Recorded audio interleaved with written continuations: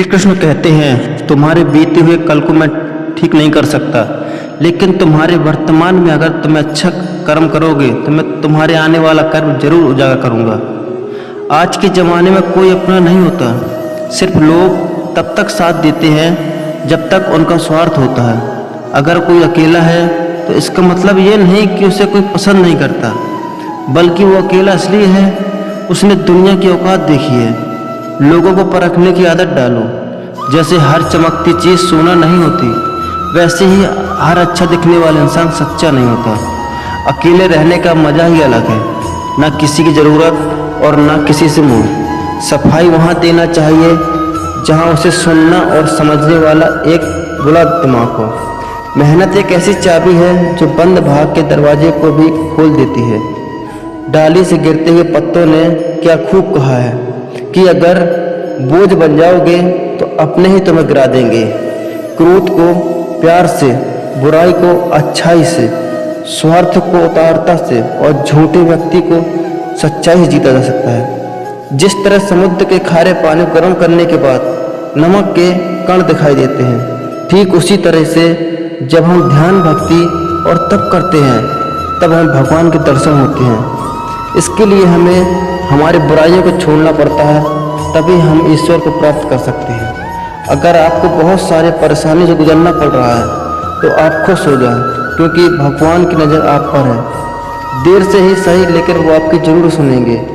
इंसान का भाग्य उन्हीं के कर्मों का फल होता है जो उसने अतीत में किया। इसी तरह वो लोग जो आज कर्म कर रहे हैं वो उनके आने वाले काल का निर्धारण करते हैं। भगवान बोलते हैं, तू करता वही जो तू चाहता है, पर होता वही है जो मैं चाहता हूँ। तो तू कर वही जो मैं चाहता हूँ, फिर होगा वही जो तू चाहता है। अतीत को बदला जा सकता है, वर्तमान से बचा नहीं जा सकता, लेकिन केवल भविष्य को संवारने का कार्य ही वर्तमान में किया जा सकता है। क्या फर्क पड़ता है हमारे पास कितने लाख, कितने करोड़, कितनी गाड़ियाँ, कितने घर हैं? खाने तो बस 2 वक्त की रोटी है, जीने तो बस एक ही जिंदगी है।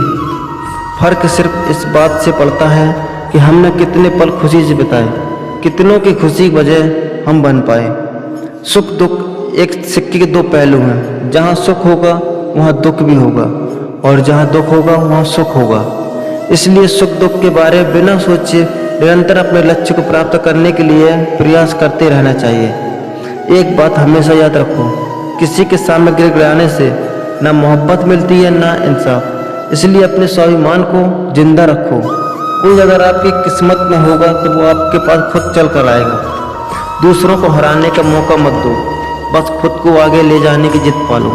कभी हार ना मानने की आदत ही एक दिन जीतने की आदत बन जाती है। एक बार एक व्यक्ति नदी के पुल से ही कहीं जा रहा था, तभी अचानक उसके पीछे कई बंदर पड़ जाते हैं और उस आदमी को परेशान करने लगते हैं। वह आदमी अपने आप को बचाने के लिए उन बंदरों से दूर भागने की कोशिश करता है। तभी सामने से एक आदमी आकर उस आदमी को कहता है, तुम मेरे बंदरों से मत डरो, तुम जितना बंदरों से डरोगे वह तुम्हें इतना डराएंगे। तुम इनका डटकर सामना करो। तो वह आदमी इन बंदरों का सामना करने के लिए उनकी तरफ देखता है और वह बंदरों की आंखों में आंखों डालकर चिल्लाने लगता है और सभी बंदर वहाँ से भाग जाते हैं।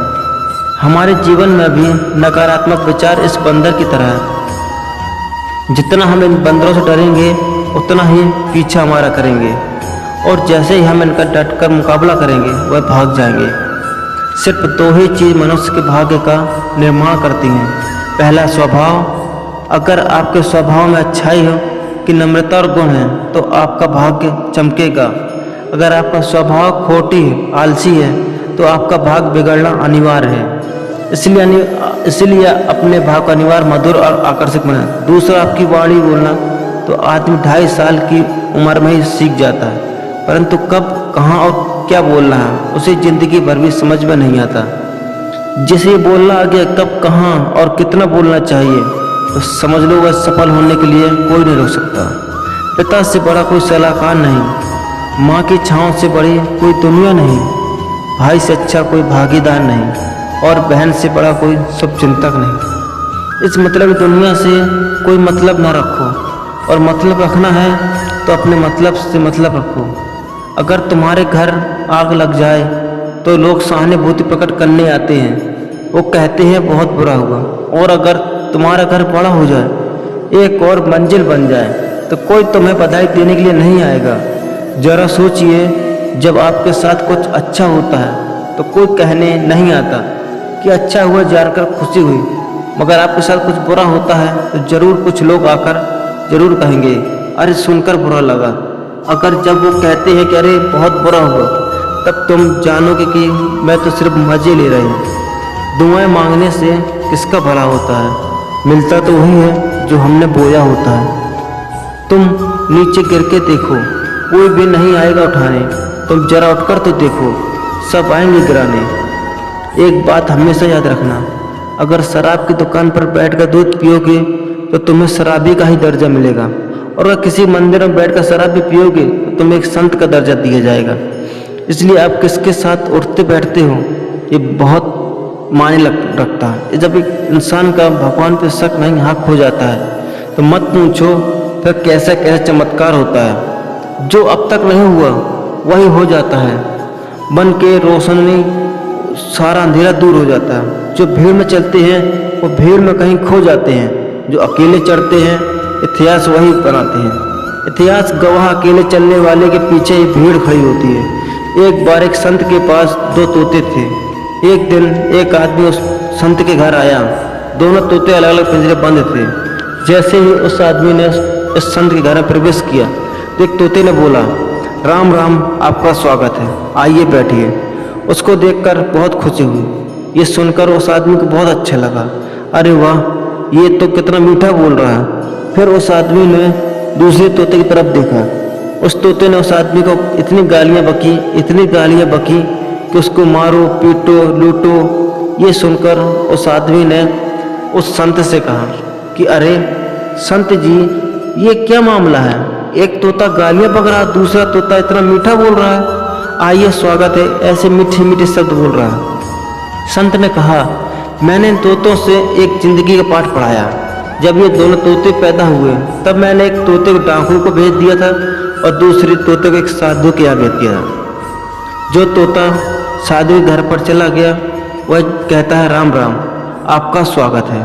और जो तोता डाकू के घर पर पला बड़ा वह कहता है मारो, पीटो, काटो, लूटो। तोता एक ही है परंतु अलग अलग पर्यावरण में पले हैं। इसलिए ये बहुत महत्वपूर्ण है। जीवन में हम किसके साथ उठते बैठते हैं हमारे जीवन पर बहुत प्रभाव पड़ता है। अपने आप पर विश्वास करो, तुम्हारे अंदर कुछ ऐसा है जो हर बाधा से बड़ा है। बदल जाओ वक्त के साथ, या फिर वक्त को बदलना सीखो। मजबूरियों को मत कोसो, हर हाल में चलना सीखो। दिखावे से तो केवल लोगों को खुशियाँ दी जा सकती हैं, भगवान तो केवल नियत देखते हैं। हम आशा करते हैं कि आप लोगों को वीडियो पसंद आई होगी। मिलते हैं एक नई वीडियो के साथ, तब तक के लिए अपना ख्याल रखिएगा। जय श्री कृष्ण।